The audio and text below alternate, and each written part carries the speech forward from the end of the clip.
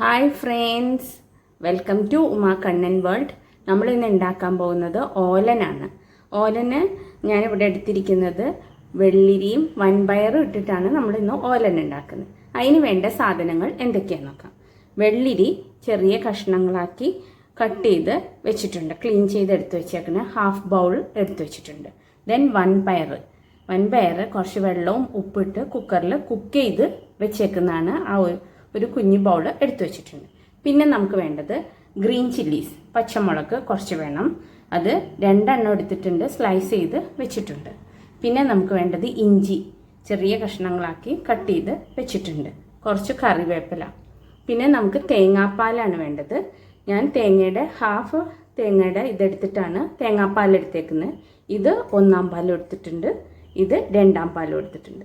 നമ്മളിപ്പോൾ വെള്ളിരി കുക്ക് ചെയ്യുന്നത് 2-ാം പാൽ ഒഴിച്ചിട്ടാണ് കുക്ക് ചെയ്യുന്നത്. നമുക്ക് ഫസ്റ്റ് അത് കുക്ക് ചെയ്തെടുക്കാം.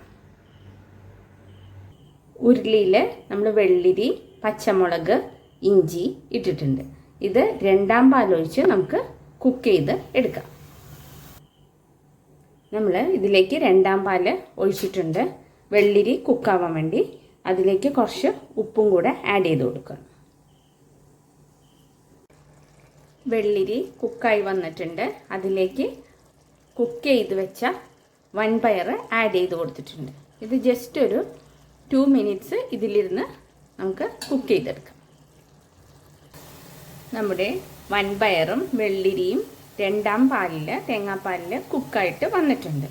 ഇനി ഇതിലേക്ക് നമുക്ക് എടുത്തു വെച്ചിരിക്കുന്ന 1-ാം പാൽ ആഡ് ചെയ്ത് കൊടുക്കാം. 1-ാം പാൽ ആഡ് ചെയ്തിട്ടുണ്ട്. നമുക്ക് നല്ലോണം മിക്സ് ചെയ്യാം.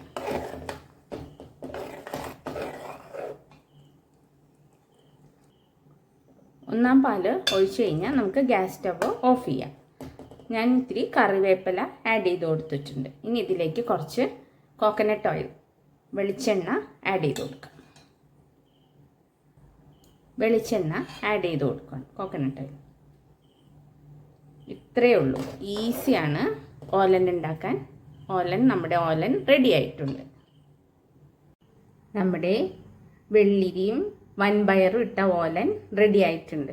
ഈസി ആയിട്ട് ഉണ്ടാക്കാൻ പറ്റുന്നതാണ്. ഒരു 7 മിനിറ്റ്സ് മതി. നമ്മൾ പയറൊക്കെ വേവിച്ച് വെച്ച് കഴിഞ്ഞാൽ പെട്ടെന്ന് ഉണ്ടാക്കിയെടുക്കാവുന്ന ഒരു റെസിപ്പിയാണിത്. എല്ലാവരും ഉണ്ടാക്കി നോക്കണം. ഉണ്ടാക്കി നോക്കിയിട്ട് അഭിപ്രായങ്ങളൊക്കെ പറയുക. ഇഷ്ടപ്പെട്ടാൽ ഷെയർ ചെയ്യണം, ലൈക്ക് ചെയ്യണം കേട്ടോ. പിന്നെ കമൻ്റൊക്കെ ചെയ്യുക. Thank you, friends.